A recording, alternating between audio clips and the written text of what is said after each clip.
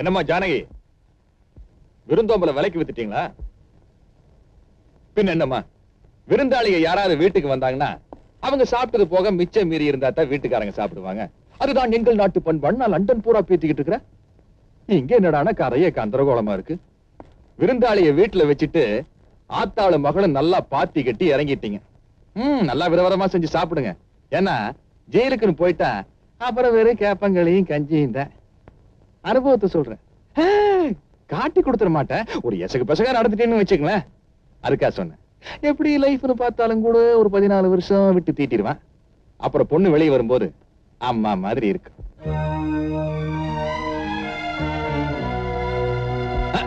உடனே அழுதுருவீங்களே. பாருமா, வெக்கத்தை விட்டு கேக்குறேன். வீட்டு சாப்பாடு சாப்பிட்டு ரொம்ப நாள் ஆச்சு. பயங்கர பசி. ஒரு 2 இட்லி அப்படியே தட்டுல வச்சு கொடுங்க. இங்கேயே உட்கார்ந்து சாப்பிட்டுக்கிறேன். வருமால, அம்மாக்கு தெரியாம 2 கரண்டி நெய் ஊத்து. எவனோ இடைஞ்சல் பொண்ணு வந்துட்டோம்.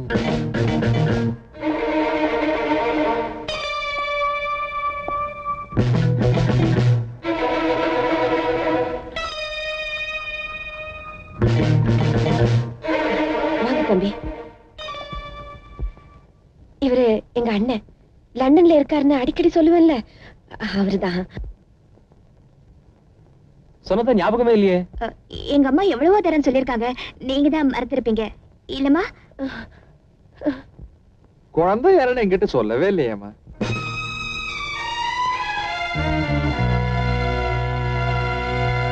தம்பிதான் என் பொண்ணை கட்டிக்க போற மாப்பிள்ளை. மாப்பிள்ளையா?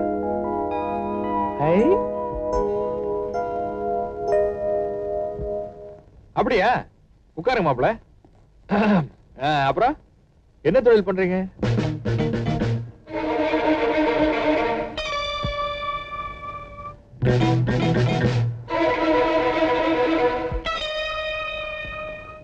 போலீஸ்? நான் ஏதோ என்சிசி யூனிஃபார்ம் நினைச்சிட்டேன். அது ஒரு 20 வருஷமா லண்டன்ல இருந்தங்காட்டி டச் விட்டு போச்சு. But anyhow I don't like Indian police. Yeah, I like only Scotland Yard. லண்டன்ல இருந்து ஒரு 600 மைல் இருக்கும். இங்கிலாந்து சிட்டிசனா இருக்கீங்களே, அந்த விசுவாசமா? அதுக்கு இல்ல தம்பி. நம்ம ஊர்ல யாராச்சும் ஒரு பொருள் காணாம போச்சுன்னு உங்ககிட்ட கம்ப்ளைண்ட் கொடுத்தா, கம்ப்ளைண்ட் கொடுத்தவன் செத்து போனதுக்கு அப்புறம் தான் அந்த பொருளை கண்டுபிடிக்கலாமா வேண்டாமான்னு நீங்க எல்லாம் உட்கார்ந்து மீட்டிங் போடுவீங்க. அங்கெல்லாம் அப்படி இல்ல. கம்ப்ளைண்ட் கொடுத்த வீட்டுக்கு வரதுக்கு முன்னாடி அந்த பொருள் வந்து சேர்ந்துரும். அவ்வளவு வேகம், அவ்வளவு சுறுசுறுப்பு. என்னதான் வெளிநாட்டுக்காரனா இருந்தாலும் திறமையை பாராட்டாம இருக்க முடியாது இல்லையா மாமா? வேகத்துக்கும் கடின உழைப்புக்கும் நாங்க எந்த நாட்டுக்கும் குறைஞ்சவங்க இல்ல.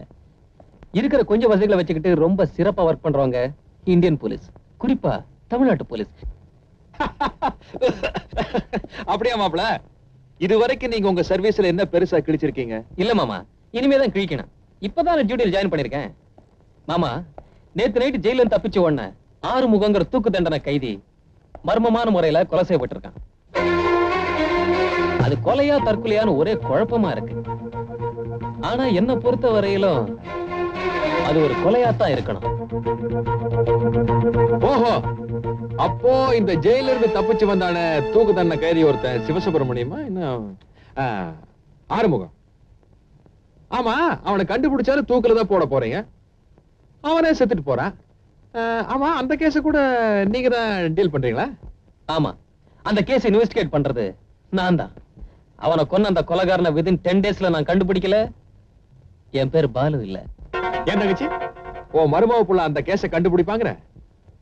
என்னத்த நம்பிக்கை இல்லையா? நீங்க கண்டுபிடிச்சிடுவீங்க.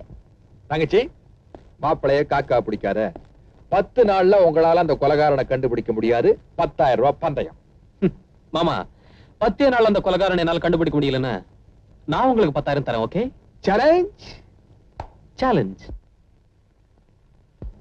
தங்கச்சி, என்கிட்ட பூரா அமெரிக்கன் டாலர்ஸா இருக்கு. ஒரு 10,000 ரூபாய் பணம் கொடுமா.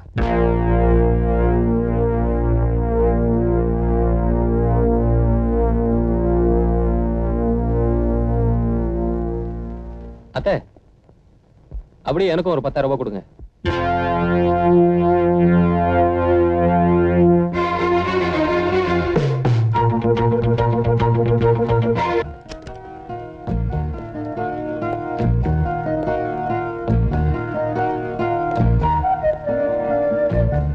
ஆறுமுகம்,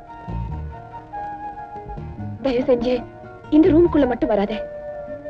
இது என் தெய்வம் வாழ்ந்த இடம். இதை நான் கோயிலா தான் நினைச்சிட்டு இருக்கேன். அப்படியே ஏக் மினிட்.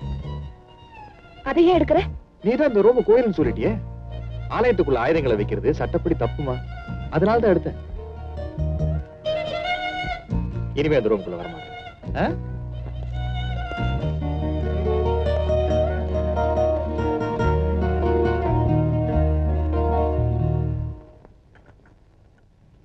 என்னங்க 4-5 நாளா பையனா காணோம், கொஞ்சம் கூட பொறுப்பு இல்லாம இருக்கீங்களே. என்னடி தொல்லையா போச்சு? அவன் என்ன பச்சை குழந்தையா? எங்கேயாவது போயிருப்பான். அவன் தலைக்கு மேல வளர்ந்துட்டாலும் நமக்கு குழந்தை தாங்க. எங்க போய் எந்த தகரால மாட்டிக்கிட்டு இருக்கானோ. கொஞ்சம் போலீஸ்க்கு போன் பண்ணுங்களேன். Hello, police station. யாரு பேசுறது? நான் பார்லிமெண்ட் மெம்பர் வேலாயுதம் பேசுறேன். சார், உங்களுக்கு தான் போன். வணக்கம் சார். பாலுவா, என்ன தம்பி, கல்யாண வேலையெல்லாம் நல்லா நடந்துட்டு இருக்குல்ல? கல்யாண பத்திரிகை தான் கொடுத்துட்டு இருக்கேன். முக்கியமான விஷயம் இருந்தா சொல்றேன் சார். ஒண்ணுமில்ல, என் பையன் 4 நாளா வீட்டுக்கே வரல. ஃப்ரெண்ட்ஸ் கிட்ட விசாரிச்சதுல யாரும் தெரியலங்கறாங்க. வீட்ல கூட ரொம்ப கவலையா இருக்காங்க. நான் விசாரிக்கிறேன் சார். Thank you thank you. டிபார்ட்மெண்ட்ல வந்துட்டா என்னென்ன கேஸ் எல்லாம் டீல் பண்ண வேண்டியிருக்கு.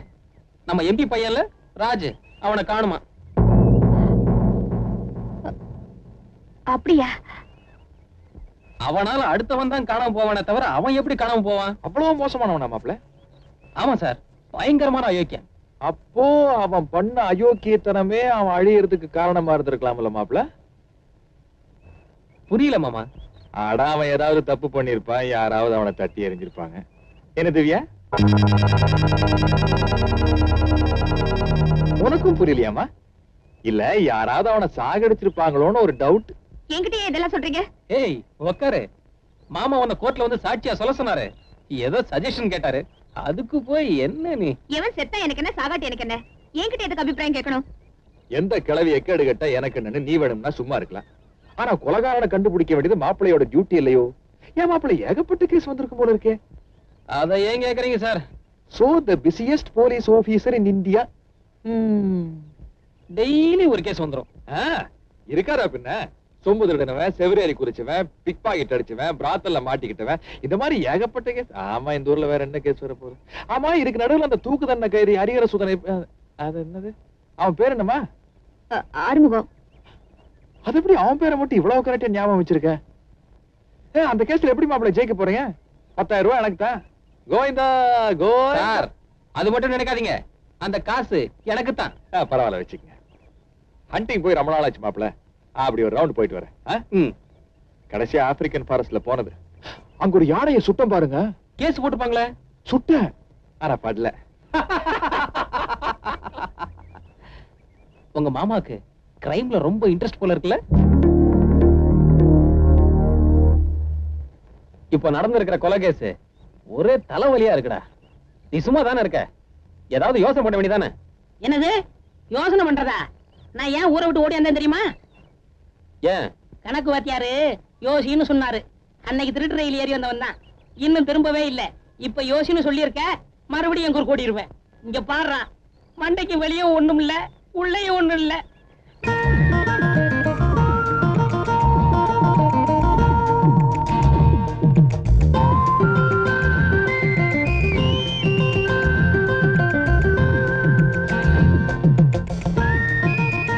நினைவுகளை இங்கே கனவுகளாக பதித்திருக்கிறேன்.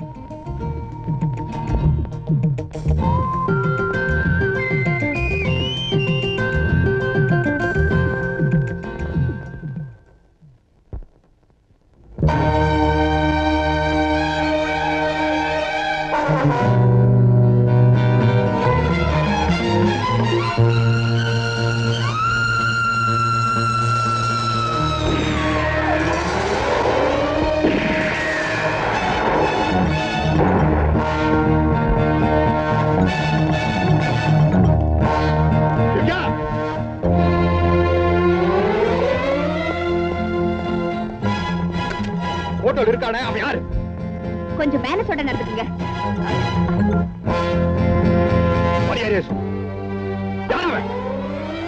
கவுண்டர்,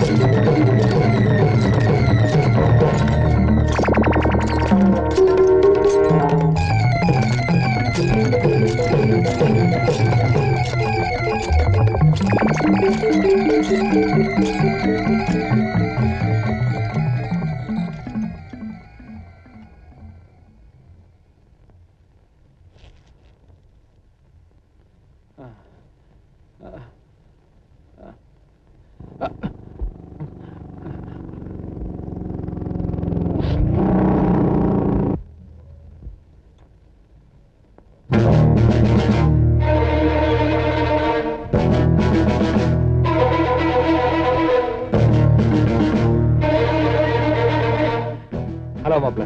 மாமாவுக்கு என்னாச்சு?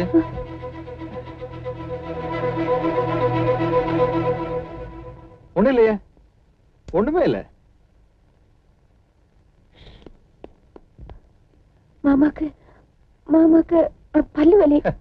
பல்லு வலிக்கா இவ்வளவு பதறீங்க? அவங்கவுங்க கஷ்டம் அவங்கவுங்களுக்கு தானே தெரியும். அப்படியா? நான் போய் டாக்டர் கூட்டி வரட்டுமா? பரவாயில்ல, நாளைக்கு பாத்துக்கலாம். ஒரு முக்கியமான விஷயம் சொல்ல மறந்துட்டேனே. நாளைக்கு ஆளுங்க வருவாங்க. கல்யாண சமையலுக்கு வேண்டிய லிஸ்ட் அவங்க கிட்ட கொடுத்துருங்க. அத்தை, மாமா கிட்ட சொல்லுங்க, ஆறுமுகம் கொலை கேஸ்ல ஒரு முக்கியமான தடயம் கிடைச்சிருச்சுன்னு.